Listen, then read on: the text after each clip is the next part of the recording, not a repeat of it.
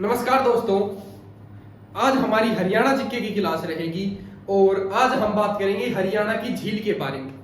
आज हम पढ़ेंगे हरियाणा की झील। हरियाणा की झील आज टॉपिक रहेगा हरियाणा की झील के बारे में। सबसे पहले देखो, एक बार पेपर में आया था हरियाणा में कितनी झीलें हैं, तो जो HSSC है इसने हरियाणा में 5 झीलें मानी। कितनी झीलें मानी है? 5 झीलें मानी है। तो शुरुआत करते हैं। सबसे पहले देखो गुरुग्राम की झील के बारे में। गुरुग्राम में कौन कौन सी झीलें हैं? सबसे पहले लिखो दमदमा झील। दमदमा झील, जो दमदमा जो झील है वो गुरुग्राम में रहेगी। जो दमदमा झील है हरियाणा की सबसे बड़ी झील है। हरियाणा की सबसे बड़ी झील रहेगी जो 3000 एकड़ में फैली हुई है। जो 3000 एकड़ में फैली हुई है, हरियाणा की सबसे बड़ी झील है, जिसका निर्माण 1947 में अंग्रेजों द्वारा किया गया था। जिसका निर्माण है 1947 में अंग्रेजों द्वारा किया गया था, दमदमा झील का। ठीक है। उसके बाद दूसरी देखो सुल्तानपुर झील। सुल्तानपुर झील ये हरियाणा के फर्रुखनगर में रहेगी। जो सुल्तानपुर झील है हरियाणा के फर्रुखनगर में रहेगी। साइबेरियन सारस के लिए प्रसिद्ध रहेगी। सुल्तानपुर झील है साइबेरियन सारस जो पक्षी है वो साइबेरिया रूस से यहाँ पर पक्षी आते हैं, और जिसकी जो धारा है, इसकी जो वायु की धारा है, जहाँ पर जो वायु में उड़कर आते हैं जो पक्षी, उसकी धारा है 150 से 300 किलोमीटर प्रति घंटा। इसी कारण वो उड़कर आ जाते हैं। प्रवासी पक्षियों के लिए जो प्रवासी पक्षी हैं वो सुल्तानपुर झील में रहेंगे। जो यहाँ पर दूर दूर से लोग देखने के लिए इसे आते हैं सुल्तानपुर झील को। ये कहाँ पर रहेगी? गुरुग्राम के फर्रुखनगर में रहेगी। उसके बाद देखो अगली झील, एक याद रखना है सोहना झील। सोहना, ये जो सोहना झील है इसे गर्म पानी का चश्मा भी कहते हैं। ठीक है। इसका जो पानी है वो गर्म रहता है।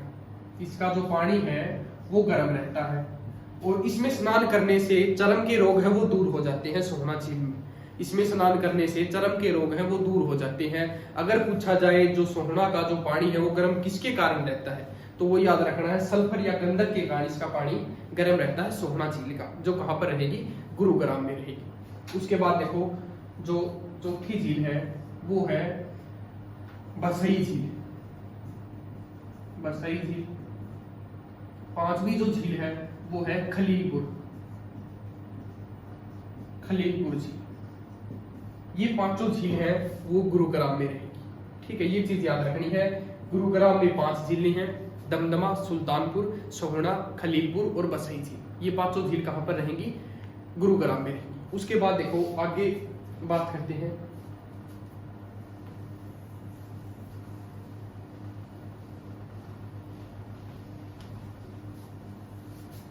उसके बाद देखो आगे बात करते हैं फरीदाबाद की।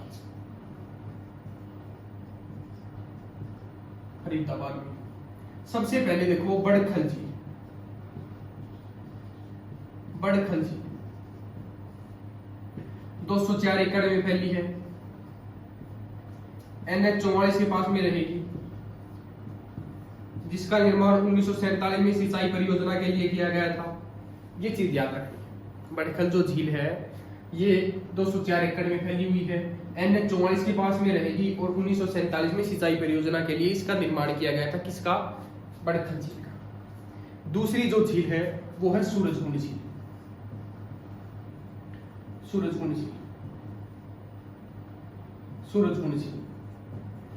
सूरजकुंड जो झील है जिसका निर्माण 11वीं शताब्दी में राजा सूरजमल तोमर ने इसका निर्माण किया था।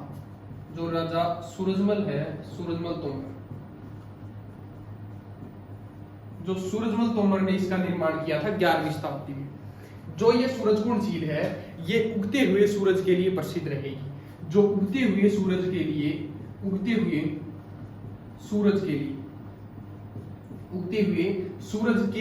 रहेगी। उगते हुए सूरज के लिए प्रसिद्ध रहेगी सूरजकुंड झील। अगर पूछा जाए उगते हुए सूरज के लिए प्रसिद्ध कौन सा देश रहेगा, तो जापान रहेगा। उगते हुए सूरज के लिए प्रसिद्ध कौन सा अगर राज्य की बात करें तो अरुणाचल प्रदेश रहेगा। ठीक है, ये चीज याद रखनी है। ये जो दूसरी झील है फरीदाबाद की वो है सूरजकुंड झील, पहली है बड़खल झील। ठीक है। तीसरी अगर झील की बात करें तो एक तो है दोज झील, एक है मयूर झील, एक है अनंतपुर झील। अनंतपुर झील ये झील रहेगी। फरीदाबाद में 5 झीलें रहेंगी, गुरुग्राम में 5 झीलें। ठीक है, उसके बाद देखो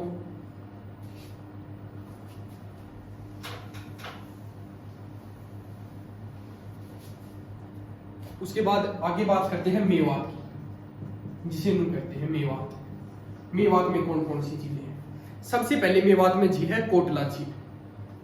कौन सी झील है? कोटला झील। एक है यहां पर उजीना, उजीना जिसे संगिली भी कहते हैं। ठीक है, और एक है इसमें यहां पर है वो है चंदेली। ये जो झीलें हैं ये मेवात की रहेंगी। कोटला, उजीड़ा, संगिली एक ही बात है, और एक है चंदेली। ये झीलें हैं, ये कहां पर रहेंगी? मेवात में रहेंगी। उसके बाद देखो आगे बात करते हैं, एक है टिक्करताल झील। टिक्करताल झील, ये जो टिक्करताल जो झील रहेगी ये कहां पर रहेगी? पंचकुला में। पंचकुला में जो टिक्करताल झील है वो कहां पर रहेगी? पंचकुला में रहेगी। ठीक है, उसके बाद है एक सनहित झील। सनहित झील, जो सनहित झील है इसे क्या कहते हैं? 7 नदियों का संगम कहते हैं सनहित झील को, जो कुरुक्षेत्र में रहेगी। जो सनहित झील है वो कहां पर रहेगी? कुरुक्षेत्र में रहेगी। ठीक है, ये चीज याद रखें। उसके बाद देखो एक बात करते हैं कि बीबीपुर झील, बुलबुल झील, बुलबुल झील या बीबीपुर झील या बीबीपुर झील, ये दोनों जो एक झील है ये कहां पर रहेगी? जींद में रहेगी। बुलबुल झील कह दो या बीबीपुर झील कह दो, ये कहां पर रहेगी? जींद में रहेगी। ठीक है, एक है बिद्दकिया या बर्द केदार, ये भी एक ही बात है, कहां पर रहेंगी? कैथल। ठीक है, एक है डबचिक झील। डबचिक झील ये कहां पर रहेगी? होडल में रहेगी, होडल पलवल में। जो डबचिक झील है ये होडल पलवल में रहेगी। ठीक है, ये चीज ध्यान रखिए। उसके बाद देखो आगे बात करते हैं,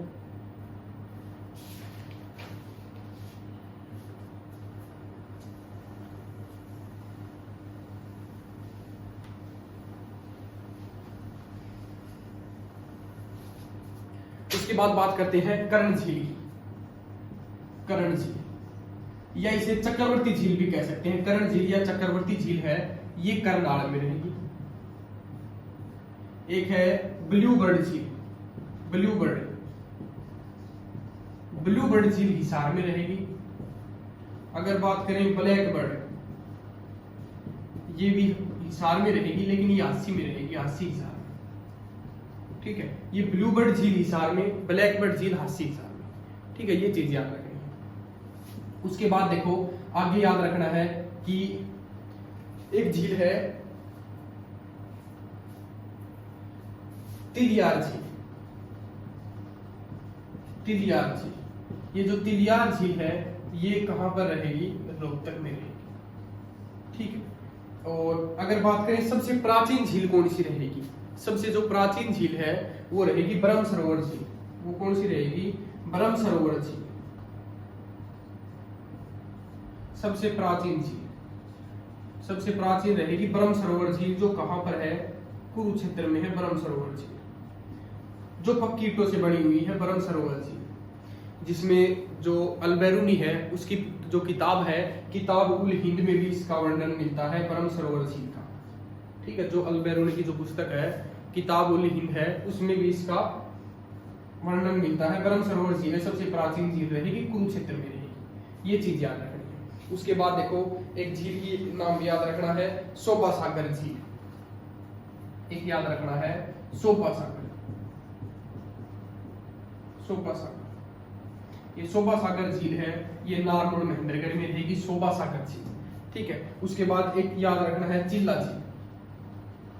चिल्ला झील, ये जो चिल्ला झील है ये फतेहाबाद में, ये जो चिल्ला झील है ये कहां पर रहेगी? फतेहाबाद में रहेगी। ये चीज याद रखनी है। ठीक है, एक चीज याद रखनी है कि सुखना झील, सुखना झील, ये जो सुखना जो झील है ये चंडीगढ़ में, चंडीगढ़ में रहेगी, जिसका जो निर्माण है 1958 में हुआ था। जिसका निर्माण कब हुआ था? 1958 में हुआ था, जो 188 एकड़ में फैली हुई है, जो 188 एकड़ में फैली हुई है। इसका निर्माण 1958 में हुआ था। और एक चीज ये याद रखनी है कि जो शिवालिक की तलहटी है उसमें ये झील रहेगी सुखना झील, जो कहां पर रहेगी? चंडीगढ़ में रहेगी। जो शिवालिक की तलहटी है उसमें ये झील रहेगी सुखना झील, चंडीगढ़ में है। 1958 में इसकी निर्माण हुआ था इसका, और शिवालिक पहाड़ी में तलहटी में ही रहेगी। ठीक है, उसके बाद एक चीज याद रखनी है कि एक ऐसी झील है जो वन्य जीव अभ्यारण्य भी है, जिसे कहते हैं भिंडावास, भिंडावास झील। ये जो भिंडावास झील है ये झज्जर में रहेगी। जो भिंडावास झील है ये कहां पर रहेगी? झज्जर में रहेगी भिंडावास झील। और इसे ये भी याद रखना कि हरियाणा की सबसे बड़ी आर्द्र भूमि, सबसे बड़ी जो आर्द्र भूमि है वो किसे कहते हैं? भिंडावास झील को कहते हैं, जो झज्जर में रहेगी। ये एक वन्य जीव अभ्यारण्य भी है। ठीक है, ये चीजें याद रखनी है। तो जो हमारा झील का टॉपिक है वो कंप्लीट होता है। धन्यवाद।